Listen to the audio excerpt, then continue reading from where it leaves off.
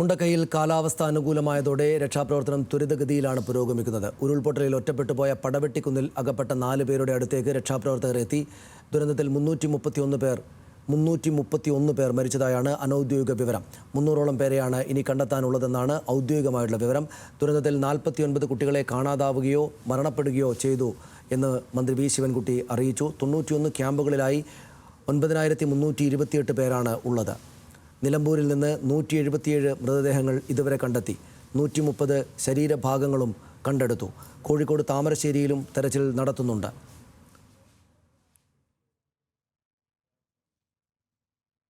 ചൂരൽമലയിൽ നിന്ന് TM ഹർഷനും ഇപ്പോഴും നമ്മോടൊപ്പം ചേരുന്നുണ്ട്. മറ്റ് റിപ്പോർട്ടർമാരും ക്യാമറ ജേർണലിസ്റ്റുകളും കൂടെ അതിൻ്റെ വിവരങ്ങൾ നമുക്ക് നൽകും. ആദ്യം ഹർഷനിലേക്ക്. ഹർഷൻ, ഇപ്പോൾ ഒടുവിൽ നമുക്ക് ലഭ്യമാകുന്ന വിവരങ്ങൾ എന്താണ്?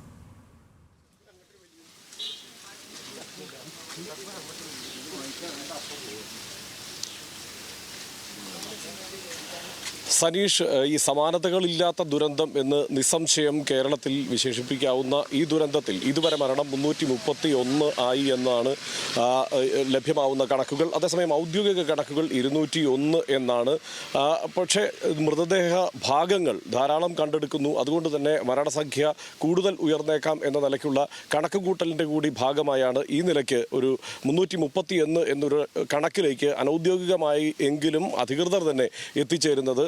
ഇവിടെ ഇപ്പോഴും രക്ഷാപ്രവർത്തനം വളരെ ശക്തമായി പുരോഗമിക്കുക തന്നെയാണ്. ഇന്ന് ചെറിയ മഴ ഇവിടെ ഉണ്ടായിരുന്നു. ശക്തമായ മഴ, മുൻ ദിവസങ്ങളിലെ സമാനമായ ശക്തമായ മഴയില്ല. അതുകൊണ്ട് തന്നെ രക്ഷാപ്രവർത്തനം തുടരുക തന്നെയാണ്. അല്ലെങ്കിൽ ഇപ്പോൾ വീണ്ടും ഇവിടെ ഈ മണ്ണിനടിയിൽ കുടുങ്ങിക്കിടക്കുന്നവരെ കണ്ടെത്തുന്നതിന് വേണ്ടിയുള്ള ശ്രമങ്ങൾ തുടരുകയാണ്. നേരത്തെ സനീഷ് പറഞ്ഞതുപോലെ ഇവിടെ ഒരു 4 പേരെ കണ്ടെടുത്തിരുന്നു സേന. പക്ഷേ അവർ സുരക്ഷിതരായി ഒരു വീട്ടിൽ കഴിഞ്ഞിരുന്നതാണ്. ഉരുൾപൊട്ടിയതിൻ്റെ മറുവശത്തായി വീട്ടിൽ കഴിഞ്ഞിരുന്നവരാണ് അവർക്ക് മറ്റു പ്രശ്നങ്ങളൊന്നും ഉണ്ടായിരുന്നില്ല. പക്ഷേ അവർക്ക് പുറത്തേക്ക് കടന്നു വരുന്നതിനുള്ള സാഹചര്യം ഉണ്ടായിരുന്നില്ല, വഴിയുണ്ടായിരുന്നില്ല. ഒരു സ്ത്രീയുടെ കാല് പരുക്കേറ്റ സ്ഥിതിയിലായിരുന്നു. അതുകൊണ്ട് തന്നെയാണ് അവരെ എയർലിഫ്റ്റ് ചെയ്യണം എന്നുള്ള ആലോചനയിലേക്ക് സൈന്യം പോയത്. രക്ഷാപ്രവർത്തനങ്ങൾ എല്ലാം മുമ്പ് ഉണ്ടായിരുന്ന മട്ടിൽ തന്നെ കൃത്യമായി ഏകോപിപ്പിച്ചുകൊണ്ടുള്ള രക്ഷാപ്രവർത്തനങ്ങൾ മുണ്ടക്കൈയിലും ചൂരൽമലയിലും ഒപ്പം തന്നെ ചാരിയാറിൻ്റെ പ്രദേശങ്ങളിലും എല്ലാം ആളുകളെ വീണ്ടെടുക്കുന്നതിന് ഈ രക്ഷാപ്രവർത്തനം എന്ന പ്രയോഗം തന്നെ ഇനി എത്രത്തോളം ശരിയാകും എന്ന സംശയം തന്നെയുണ്ട്. നമുക്ക് സഹിക്കാനാവുന്നതിനപ്പുറമുള്ള കാഴ്ചകളാണ് ഇവിടെ എല്ലായിടത്തും നമുക്ക് കാണാൻ കഴിയുന്നത്. ഒരു പ്രദേശം തന്നെ ഇല്ലാതായിരിക്കുന്നു. കേരളത്തിൽ ഒരുപക്ഷെ ഇതിനേക്കാൾ വലിയ പ്രളയം നമ്മൾ കേരളം കണ്ടിട്ടുണ്ട്. പക്ഷേ ഇത്രയധികം ആൾനാശമുണ്ടായിട്ടുള്ള ഒരു ദുരന്തം നമ്മൾ കണ്ടിട്ടില്ല.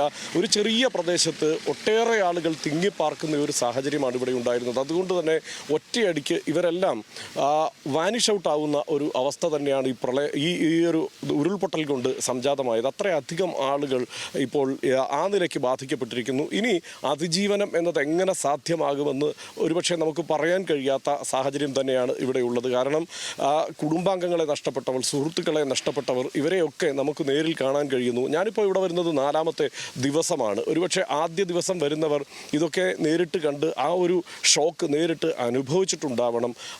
ഈ ആളുകളെ കാണുമ്പോൾ നമുക്കും ഇപ്പോൾ ഇന്ന് വന്നു ചേർന്ന എനിക്ക് പോലും ഒരു തരത്തിലും നമുക്ക് സഹിക്കാൻ കഴിയുന്നതിനപ്പുറത്തുള്ള കാഴ്ചകൾ. ഒരു സുഹൃത്ത് പോലും ഇനി അവശേഷിക്കാത്ത, കുടുംബത്തിലെ ഒരു അംഗം പോലും അവശേഷിക്കാത്ത ആളുകളെയൊക്കെ നേരിൽ കാണേണ്ടി വരുന്നു.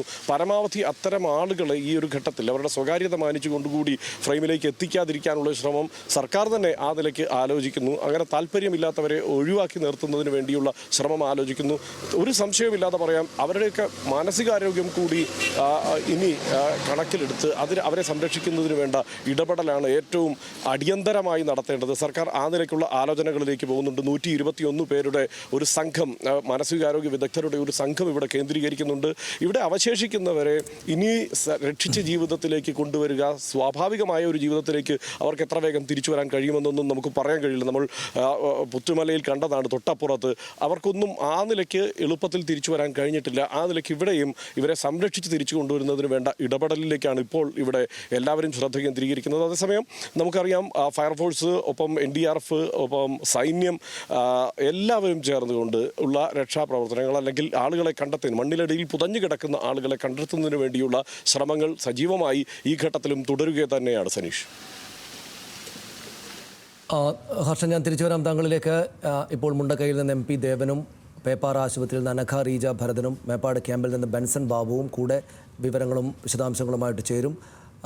അതിനു മുമ്പ് അവരിലേക്ക് പോകുന്നതിന് മുമ്പ് ഹർഷൻ ഒരു കാര്യം കൂടി, അതായത് 331 മരണം ആണല്ലോ ഉണ്ടായിട്ടുള്ളത്. നമ്മൾ സമീപകാലത്തൊന്നും റിപ്പോർട്ട് ചെയ്തിട്ടില്ല ഇത്രമാത്രം. ഹർഷൻ അത് പറഞ്ഞു, ഇത്രമാത്രം ആൾനാശം, ഇത്രക്ക് തലേ ദിവസം വരെ ജീവിച്ചിരുന്ന മനുഷ്യർ ഇത്രക്ക് ഒന്നിച്ച് ഇല്ലാതാകുന്ന സാഹചര്യം നേരത്തെ സമീപകാലത്തൊന്നും നമ്മുടെ ചരിത്രത്തിലില്ല കേരളത്തിൻ്റേത്. ആദ്യ ദിവസങ്ങളിൽ വരുന്ന ദൃശ്യങ്ങളിലെല്ലാം ഈ ശരീരഭാഗങ്ങളും മൃതദേഹങ്ങളുമൊക്കെ ചിതറിക്കിടക്കുന്ന സാഹചര്യമായിരുന്നു ഉണ്ടായിരുന്നത്. വലിയ തോതിലുള്ള രക്ഷാപ്രവർത്തനം അല്ലെങ്കിൽ ദുരന്ത അതിജീവന പ്രവർത്തനം അവിടെ സൈന്യവും മറ്റ് ഫയർഫോഴ്സും മറ്റ് സംവിധാനങ്ങളും നാട്ടുകാരും എല്ലാം ചേർന്ന് നടത്തി. ആ നിലക്ക് കാര്യങ്ങൾ ഒരുപാട് കാലത്തെ കൊണ്ടുപോകേണ്ടി വരും. എങ്കിലും ഇപ്പോഴൊരു നിയന്ത്രണ വിധേയമാണ്. നമുക്ക് മറ്റു കാര്യങ്ങളിലേക്ക്, പുനരധിവാസ ക്യാമ്പുകളിലൊക്കെയുള്ള ആളുകളിലേക്ക്, അവരുടെ അതിജീവന ശ്രമങ്ങളിലേക്ക് കൂടുതൽ ശ്രദ്ധ പതിപ്പിക്കാവുന്ന ഒരു സാഹചര്യം ഇപ്പോൾ ഇതിനകം അവിടെ ഉണ്ടായിട്ടുണ്ടോ, ഉണ്ടാക്കാൻ സാധിച്ചിട്ടുണ്ടോ സംഘത്തിന്?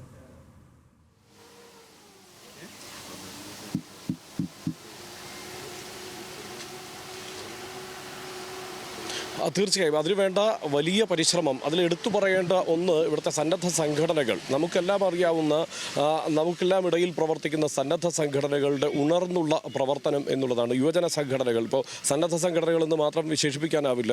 ഇപ്പോൾ SKSSF, SSF തുടങ്ങിയ സംഘടനകൾ, DYFI പോലെയുള്ള, യൂത്ത് കോൺഗ്രസ് പോലെയുള്ള, ഇങ്ങനെ എല്ലാ സംഘടനകളും ഒറ്റക്കെട്ടായി കൈമൈ മറന്ന് പ്രവർത്തനത്തിന് ഇറങ്ങിയിരിക്കുന്നു. ഇപ്പോൾ നമുക്കൊപ്പമുള്ള ആസിഫൊക്കെ പറയുകയായിരുന്നു, ഈ വഴിയോരത്ത് ഇപ്പോൾ ഞാൻ ഇങ്ങോട്ട് കടന്നു വരുമ്പോൾ ഇവിടെ വഴിയോരത്ത് കണ്ട ഓരോ ആളുകളെയും ഇപ്പോൾ ഇവർക്ക് പരിചിതരായി കഴിഞ്ഞിരിക്കുന്നു ഈ 3 ദിവസം കൊണ്ട്. അവരെല്ലാവരും ആ 3 ദിവസവും അക്ഷീണം ഇവിടെ നിന്ന് പണിയെടുക്കുന്നവരാണ് എന്ന് തന്നെയാണ് പറഞ്ഞത്. അവരുടെ എല്ലാവരുടെയും ഒരു കൈമൈ മറന്നുള്ള ഒരു പ്രവർത്തനത്തിൻ്റെ അതിൻ്റെ ഒരു ഫലം നമുക്കിവിടെ അറിയാനുണ്ട്. കാരണം പരമാവധി ഈ അതിജീവിക്കേണ്ടവരെ, അവശേഷിക്കുന്നവരെ സംരക്ഷിക്കുന്നതിന് വേണ്ടി ഉള്ള ഇടപെടലിൽ അവർ അത്രമേൽ സക്രിയമാണ്, സജീവമാണ്. മാത്രമല്ല നേരത്തെ ഞാൻ സൂചിപ്പിച്ചു, ഇപ്പോൾ അവർക്ക് മറ്റ് ഭക്ഷണത്തിൻ്റെ കാര്യത്തിലൊന്നും ഒരു പ്രശ്നവും ആ നിലയ്ക്കുള്ള പ്രശ്നങ്ങളൊന്നുമില്ല. പക്ഷേ അവരെ മാനസികമായി പിടിച്ചു നിർത്തുന്നതിന്, അവരെ ഈ വലിയ ദുരന്തത്തെ അതിജീവിക്കാൻ പ്രാപ്തരാക്കുന്നതിന് വേണ്ടിയുള്ള ഇടപെടൽ ഈ കേന്ദ്രങ്ങളിലെല്ലാം സജീവമാണ്. മാത്രമല്ല ഇത് നമ്മൾ പ്രളയമടക്കം നമ്മൾ കണ്ടതാണ്. എത്ര വേഗം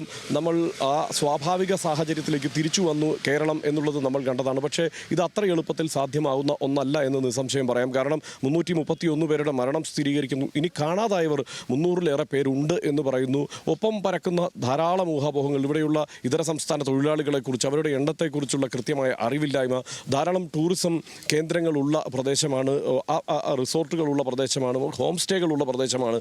ആ നിലയ്ക്ക് ഇവിടേക്ക് എത്തിച്ചേർന്നിട്ടുള്ളവർ എത്രയാണ്, അവരാരൊക്കെയാണ് എന്നത് സംബന്ധിച്ചുള്ള അവ്യക്തത, ആ അവ്യക്തതയൊക്കെ ഈ 4-ാം ദിവസവും തുടരുക തന്നെയാണ്. കാരണം ഇതിൻ്റെ എണ്ണം ഇനിയും വർദ്ധിക്കും. ഇതിൻ്റെ ഒരു അന്തിമഘട്ടത്തിലേക്ക് എത്തുമ്പോൾ ഇതിൻ്റെ എണ്ണം വലിയൊരു സംഖ്യയായിരിക്കും, മരണസംഖ്യ എന്നുള്ളത് നമുക്ക് ഈ ഘട്ടത്തിൽ പറയാൻ കഴിയും. അതൊക്കെ കൊണ്ട് തന്നെ എങ്ങനെ നമ്മൾ അതിജീവിക്കും എന്നുള്ളത് കാത്തിരുന്ന് കാണേണ്ട ഒന്നാണ്. മാത്രമല്ല ആ അതിജീവനത്തിലേക്ക് കുറെ കൂടുതൽ നാളുകൾ സഞ്ചരിക്കേണ്ടിയും വരും എന്ന കാര്യത്തിൽ സംശയമില്ല. സനീഷ്, നന്ദി ഹർഷന. വിവരങ്ങൾക്ക് അതിജീവനത്തിനായുള്ള ഒരുപാട് കാലം മുന്നോട്ട് പോകേണ്ടി വരും, കൂടുതൽ പ്രവർത്തിക്കേണ്ടതായിട്ട് വരും. നന്ദി ഹർഷന വിവരങ്ങൾക്ക്. അവിടെ നിന്ന് മുണ്ടക്കൈയിൽ നിന്ന് MP ദേവൻ കൂടെ നമ്മോടൊപ്പം ചേരുന്നത്. ദേവൻ, നേരത്തെ രക്ഷാപ്രവർത്തകർക്കും സൈന്യത്തിനുമൊക്കെ ഒപ്പം യാത്ര ചെയ്യുന്നുണ്ടായിരുന്നു. ദേവൻ ഇപ്പോൾ എവിടെയാണുള്ളത്? എന്താണ് കാഴ്ചകൾ അവിടുത്തെ?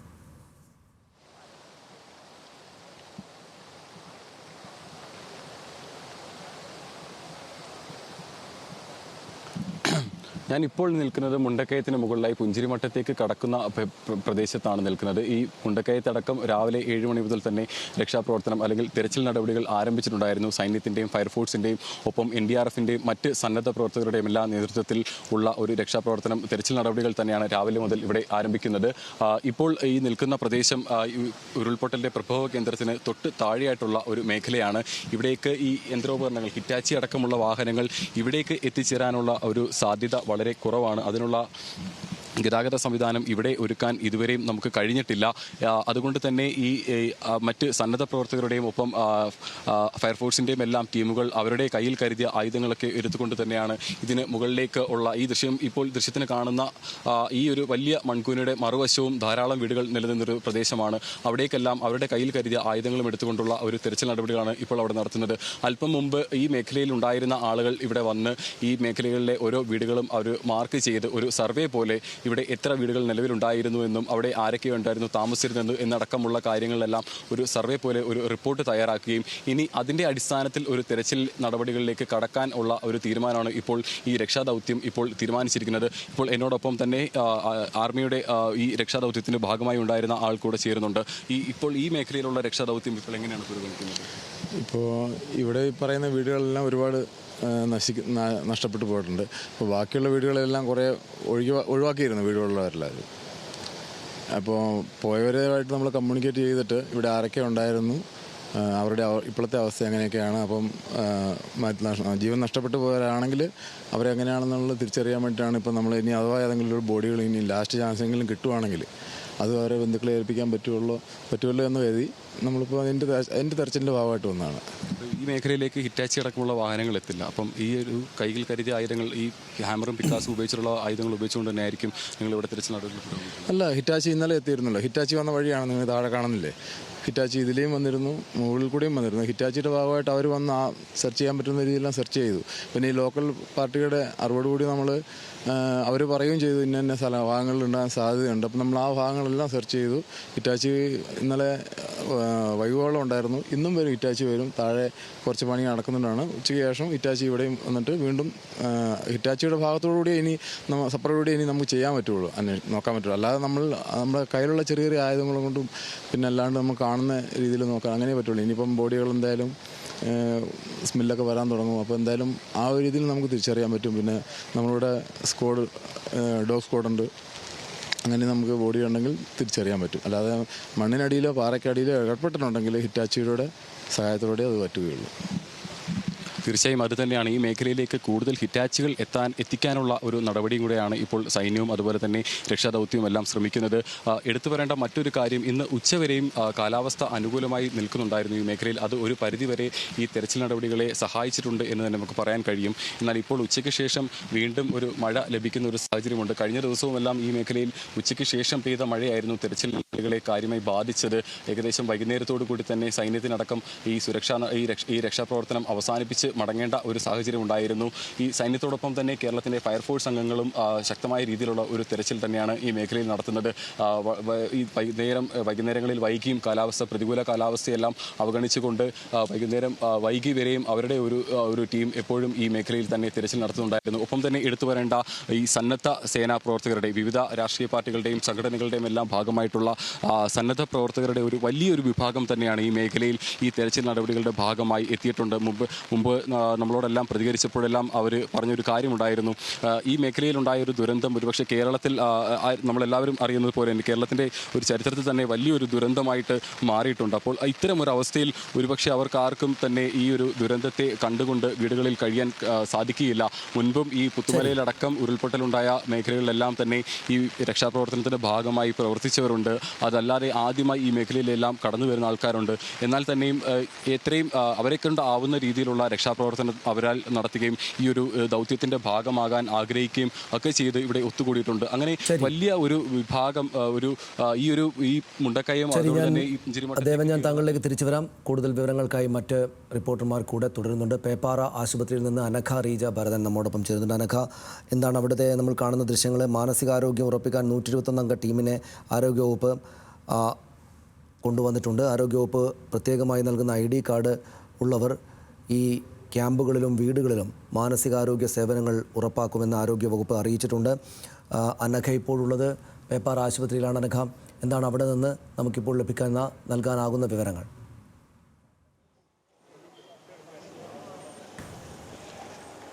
ഈ മുണ്ടക്കയിൽ നിന്ന് എത്തിക്കുന്ന മൃതദേഹങ്ങൾ ഈ മേപ്പാടിയിലെ കമ്മ്യൂണിറ്റി ഹെൽത്ത് സെൻ്ററിലേക്കാണ് കൊണ്ടുവരുന്നത്. ഈ മൃതദേഹങ്ങൾ തിരിച്ചറിയുവാൻ വേണ്ടി നിരവധി ആളുകളാണ്, നിരവധി ബന്ധുക്കളും സുഹൃത്തുക്കളും അടക്കം നിരവധി ആളുകളാണ് നമ്മുടെ പോസ്റ്റ്മോർട്ടം പോസ്റ്റ്മോർട്ടം ഹാളിന് മുമ്പിൽ തന്നെ നിൽക്കുന്നത്, അല്ലെങ്കിൽ മോർച്ചറിക്ക് മുമ്പിൽ നിൽക്കുന്നത് നിരവധി ആളുകളാണ്. പക്ഷേ ഇത്തരത്തിൽ നിരവധി ആളുകളെ ഇനിയും നമുക്ക് തിരിച്ചറിയാൻ വേണ്ടി സാധിച്ചിട്ടില്ല എന്നുള്ളത് ഏറെ വിഷമം ഉണ്ടാക്കുന്ന ഒരു സാഹചര്യം തന്നെയാണ്. നിലവിൽ 86 ആളുകൾ നിലവിൽ ഇതുവരെ ജില്ലയിൽ ചികിത്സയിൽ തുടർന്നുകൊണ്ടിരിക്കുകയാണ്. ഇതിൽ 176 ആളുകൾ നിലവിൽ ഇതുവരെ ഡിസ്ചാർജ് ആയിട്ടുണ്ട്. ഇതിൽ മരണപ്പെട്ട ആളുകളുടെ എണ്ണം, അതായത് സർക്കാർ വൃത്തങ്ങൾ ഔദ്യോഗികമായി കണക്കാക്കിയ വിവരമനുസരിച്ച് 201 ആളുകളാണ് ഇതുവരെ സർക്കാരിൻ്റെ ഔദ്യോഗികമായി അംഗീകരിച്ച മരണവിവരം. ഇതിൽ 130 മൃതദേഹങ്ങളുടെ അവശിഷ്ടങ്ങൾ നമുക്ക് ലഭിച്ചിട്ടുണ്ട്. ഇത്തരത്തിൽ 87 മൃതദേഹങ്ങളുടെ അവശിഷ്ടങ്ങളാണ് ഇത്തരത്തിൽ വയനാട് ജില്ലാ ഭരണകൂടത്തിന് കൈമാറിയത്. ഇതിൽ തിരിച്ചറിഞ്ഞ ഈ മൃതദേഹങ്ങളുടെ പാർട്സ് അടക്കം വൈത്തിരിയിലെ താലൂക്ക് ആശുപത്രിയിലടക്കം നിലവിൽ ഇപ്പോൾ സൂക്ഷിച്ചിരിക്കുകയാണ്. ഇത് DNA ടെസ്റ്റ് അടക്കം നടത്തി ബന്ധുക്കൾക്ക് വിട്ടു നൽകും. അത്തരത്തിൽ ഈ മേപ്പാടിയിലെ ആശുപത്രിയിലേക്ക് കൊണ്ടുവരുന്നത് മൃതദേഹങ്ങളാണെങ്കിൽ നിലമ്പൂരിൽ നിന്നടക്കം കണ്ടെടുത്ത മൃതദേഹങ്ങളുടെ അവശിഷ്ടങ്ങൾ വൈത്തിരിയിലെ ആശുപത്രിയിൽ സൂക്ഷിച്ചിരിക്കുകയാണ്. ഏതായാലും DNA ടെസ്റ്റ് അടക്കം നടത്തിക്കൊണ്ടായിരിക്കും ഇത്തരത്തിൽ മൃതദേഹങ്ങൾ ഈ ആളുകൾക്ക് അല്ലെങ്കിൽ ബന്ധുക്കൾക്ക് വിട്ടു നൽകുക. പക്ഷേ അപ്പോഴും ഒരേ കുടുംബത്തിലെ നിരവധി ആളുകൾ, മരിച്ച ആളുകളുടെ DNA ടെസ്റ്റ് നടക്കുന്ന കാര്യത്തിലടക്കം സങ്കീർണതകൾ ഉണ്ട്. ഏതായാലും തിരിച്ചറിഞ്ഞ മൃതദേഹങ്ങൾ നിലവിലിപ്പോൾ ബന്ധുക്കൾക്ക് വിട്ടു നൽകിയിട്ടുണ്ട്. ഈ മേപ്പാടിയിലെ ജുമാ മസ്ജിദിലും മേപ്പാടിയിലെ പൊതു ശ്മശാനത്തിലുമായി ഇതിൻ്റെ സംസ്കാര ചടങ്ങുകൾ നടത്തി വരുന്നുണ്ട്. പക്ഷേ ഇനിയും മൃതദേഹങ്ങൾ തിരിച്ചറിയേണ്ടതായിട്ടുണ്ട്, ഇനിയും മൃതദേഹങ്ങൾ കണ്ടെത്തേണ്ടതായിട്ടുണ്ട്.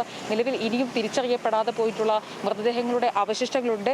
ഏതായാലും വളരെ ദാരുണമായ സംഭവമാണ്. ഞാൻ ഇപ്പോൾ നിൽക്കുന്നത് മേപ്പാടി ടൗണിലാണ്. ഈ ടൗണിൻ്റെ ഒരു പ്രത്യേകത എന്ന് പറയുന്നത് വളരെ സജീവമായിട്ടുള്ള ഒരു ടൗണാണ്. എപ്പോഴും സജീവമായിട്ടുള്ള ഒരു ടൗണായിരുന്നു. നിരവധി സഞ്ചാരികൾ ഇതുവഴി മുണ്ടക്കൈയിലേക്കും ചുരൽമലയിലേക്കും അടക്കം കടന്നു പോകും. ഏറ്റവും അധികം വയനാട് ജില്ലയിലെ തന്നെ ഏറ്റവും അധികം മനോഹരമായിട്ടുള്ള ഒരു പ്രദേശമായിരുന്നു. ഏറ്റവും അധികം ടൂറിസ്റ്റുകൾ വന്നുകൊണ്ടിരുന്ന ഒരു സ്ഥലമായിരുന്നു. പക്ഷേ അക്ഷരാർത്ഥത്തിൽ ഈ നഗരം അല്ലെങ്കിൽ ഈ കൽപ്പറ്റയിൽ നിന്ന് നമ്മൾ മേപ്പാടിയിലേക്കും മേപ്പാടിയിൽ നിന്ന് ചൂരൽമലയിലേക്കും അടക്കം പോകുന്ന ഭാഗങ്ങൾ ഇന്നൊരു ശ്മശാന മൂകമായി തന്നെ കിടക്കുകയാണ്. കടകളെല്ലാം അടഞ്ഞു കിടക്കുന്നു. വീടുകളിൽ നിന്ന് പോലും ആരും പുറത്തേക്ക് ഇറങ്ങുന്നില്ല. അത്തരത്തിൽ വലിയ രീതിയിലുള്ള ഈ വാഹനങ്ങളടക്കം പലപ്പോഴും അപൂർവമായി മാത്രമാണ് ഇത് വടുവഞ്ചാലിൽ നിന്ന് ഈ കൽപ്പറ്റയിലെ അടക്കം ബസ്സുകൾ പോകുന്നത്. ബസ്സുകൾ പോയാൽ പോലും ഈ ബസ്സുകളിലൊന്നും ആരും തന്നെ ഇല്ലാത്ത ഒരു സാഹചര്യമുണ്ട്. ഏതായാലും അത്തരത്തിൽ ഒരു ശ്മശാന മൂകമായ ഒരു അന്തരീക്ഷം, ഇത്രയും മനോഹരമായ ഒരു പ്രദേശമാണ്, പാടികൾ നിറഞ്ഞ ഒരു ഗ്രാമപഞ്ചായത്താണ് മേപ്പാടി എന്ന് പറയുന്നത്. അത്രയും മനോഹരമായിട്ടുള്ള, അത്രയും സജീവമായിട്ടുള്ള, അത്രയും ആളുകൾ ദിനം പ്രതി വന്നു പോകുന്ന ഒരു മേഖലയാണിത്. പക്ഷേ ഇന്ന് ഈ ഒരു നഗരം മുഴുവനായും, ഈ നഗരം എന്നല്ല, നമ്മൾ ഈ പ്രദേശത്തേക്ക് വരുമ്പോൾ മുഴുവനും നമുക്ക് കാണുവാൻ വേണ്ടി സാധിക്കുന്നത് ആരുടെ അപ്പാടെ തന്നെയും ഇല്ലാതായിരിക്കുന്ന സാഹചര്യമാണുള്ളത്. അനഘ, ആദ്യ സമയം തൊട്ട്, അതായത് ഈ ദുരന്ത വാർത്ത പുറത്തേക്ക് അറിയിക്കുന്ന ആദ്യ റിപ്പോർട്ടർമാരിൽ ഒരാളാണ് അനഘ. ആ സമയം തൊട്ട് അവിടെ മുഴുവൻ നേരവും ഉള്ളതാണ്. ഈ സമയത്ത് പോലും നേരത്തെ വളരെ പ്രകൃതി ഭംഗി നിറഞ്ഞ, ജനത്തിരക്ക് നിറഞ്ഞ ഒരിടമായി കണ്ട ആ ഭാഗത്തെ, ആ പ്രദേശത്തെ ഈ നിലക്ക് വലിയ ദുരന്ത കേന്ദ്രമായി കണ്ടതിൻ്റെ ആഘാതത്തിൽ നിന്ന് അവിടെ തുടർന്ന ആ പ്രദേശത്തെ അറിയാവുന്ന റിപ്പോർട്ടർമാരടക്കമുള്ള ആളുകൾ ഇതുവരെയും മുക്തരായിട്ടില്ല. വലിയ ആഘാതമാണത്. ഒരു പ്രദേശം അപ്പാടെ തന്നെയും അങ്ങേയറ്റം ചിതറിത്തെറിച്ചു പോവുക, അതിലെ മനുഷ്യരടക്കം എന്ന അങ്ങേയറ്റം ദുഃഖകരമായൊരു സാഹചര്യത്തെയാണ്, ദൃശ്യങ്ങളെയാണ് നമ്മൾ അതിജീവിച്ചുകൊണ്ടിരിക്കുന്നത്, നമ്മൾ കണ്ടുകൊണ്ടിരിക്കുന്നത്. ഇപ്പോൾ ആരോഗ്യവകുപ്പിൻ്റെ കണക്ക് മരണം 201 എന്ന് മാത്രമാണ്. 201 പേർ മരിച്ചു എന്നാണ് ആരോഗ്യവകുപ്പിൻ്റെ ഔദ്യോഗികമായിട്ടുള്ള കണക്ക്. അതിൽ പുരുഷന്മാർ 91 പേർ, സ്ത്രീകൾ 82 പേർ, കുട്ടികൾ 28 എന്നാണ് ആരോഗ്യവകുപ്പ് നമുക്ക് നൽകുന്ന ഔദ്യോഗികമായിട്ടുള്ള കണക്ക്. ശരീരഭാഗങ്ങളായിട്ട് കണ്ടെത്തിയത് 130 എന്നതാണ്.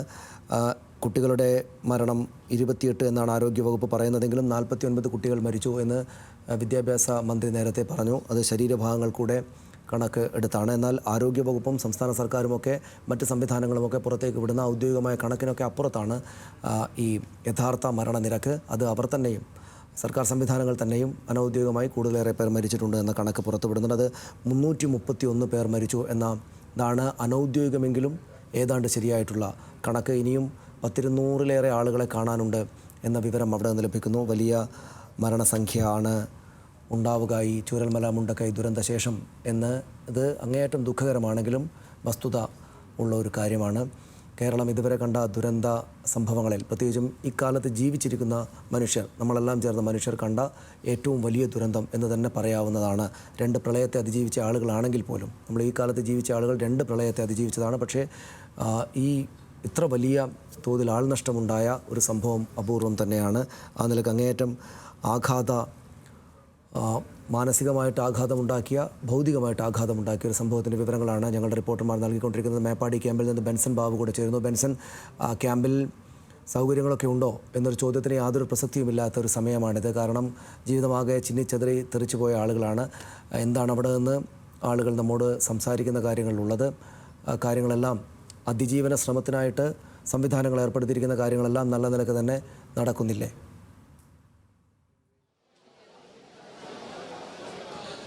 സനീഷ് സൂചിപ്പിച്ചതുപോലെ തന്നെ ക്യാമ്പിൻ്റെ പ്രവർത്തനം ഈ അപകടം നടന്ന ആദ്യഘട്ടം മുതൽക്കേ തന്നെ ഏറ്റവും പക്വമായ രീതിയിൽ, കൃത്യമായ രീതിയിൽ നടക്കുന്നുണ്ട് എന്ന് തന്നെയാണ് നമ്മളിവിടെ കഴിഞ്ഞ 3 ദിവസമായി നമ്മൾ ഈ ക്യാമ്പിലാണുള്ളത്. ആദ്യ ദിവസം നമ്മൾ ഈ അപകട സ്ഥലത്തുണ്ടായിരുന്നു. ഇന്നിപ്പോൾ 3 ദിവസമായി ഇവിടെ ക്യാമ്പിലാണുള്ളത്. ഇവിടെ എല്ലാ വിധത്തിലുള്ള പ്രവർത്തനങ്ങളും അതിൻ്റെ ഏറ്റവും പക്വമായ രീതിയിൽ നടക്കുന്നുവെന്ന് നമ്മൾ നേരിട്ട് കണ്ട് മനസ്സിലാക്കുന്നതാണ്. നമ്മൾ രാവിലെ മുതൽക്കേ, ഇന്നലെ മുതൽക്കേ സൂചിപ്പിക്കുന്നുണ്ടായിരുന്നു, ഈ ക്യാമ്പിലെത്തി നിരവധിയായിട്ടുള്ള കുട്ടികൾ വിവിധ ക്യാമ്പുകളിൽ കഴിയുന്നുണ്ട്. അവരുടെ മാനസികാവസ്ഥ എത്രത്തോളം മോശമാണ് എന്നത് നമ്മൾ കൃത്യമായും ആ കുട്ടികളോട് സംസാരിച്ച് മനസ്സിലാക്കിയതാണ്. അപ്പോൾ അവരുടെ മാനസിക നിലയിൽ അവർക്ക് കൂടുതൽ ഒരു ഉത്തേജനം നൽകേണ്ടതുണ്ട്. അവരെ ആ ഒരു അപകടത്തിൻ്റെ ഭീതിയിൽ നിന്നും മുൻപോട്ട് കൊണ്ടുപോകേണ്ടതുണ്ട്. അപ്പോൾ അതിനാവശ്യമായിട്ടുള്ള എല്ലാ നടപടികളും സർക്കാർ സംവിധാനങ്ങളുടെ ഭാഗത്തു നിന്നും ഉണ്ടാകുന്നുണ്ട്.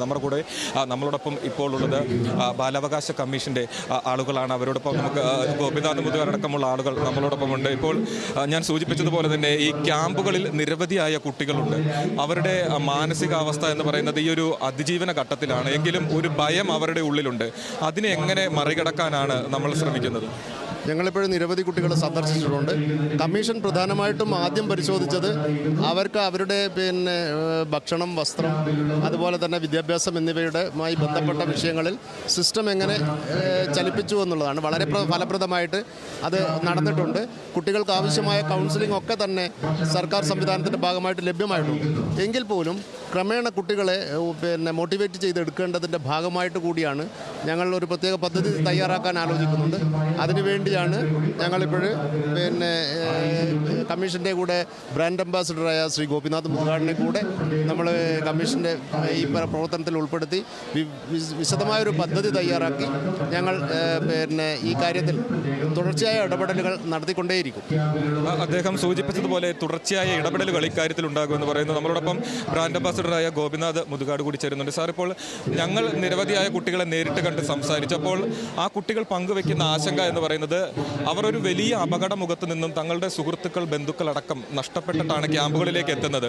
അവരുടെ ഉള്ളിൽ ആ ഭയവും ഭീതിയും ഇപ്പോഴുമുണ്ട്. അപ്പോൾ ക്യാമ്പുകളിൽ അവരുടെ മനസ്സിനെ കുറച്ചുകൂടി എൻഗേജ് ചെയ്യിക്കുന്ന എന്തെങ്കിലും കാര്യങ്ങൾ ഉണ്ടാകുമോ എന്ന ആശങ്ക കുട്ടികൾ പങ്കുവെക്കുന്നുണ്ട്. അപ്പോൾ ആ രീതിയിൽ ഈ കുട്ടികൾക്ക് വേണ്ടി നമുക്ക് എന്താണ് ചെയ്യാൻ കഴിയുക? തീർച്ചയായിട്ടും ഉണ്ടാവും. കാരണം ഞങ്ങൾ വന്നത് അതിന് തന്നെയാണ്.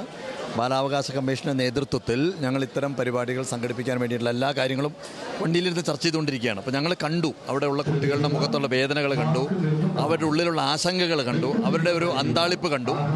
അപ്പോൾ ഞങ്ങൾ ചെറിയൊരു പരീക്ഷണം എന്നുള്ളതിൽ പല സ്ഥലത്ത് പോയിട്ട് അവരെ എൻ്റർടൈൻ ചെയ്യാൻ വേണ്ടി ശ്രമിച്ചു.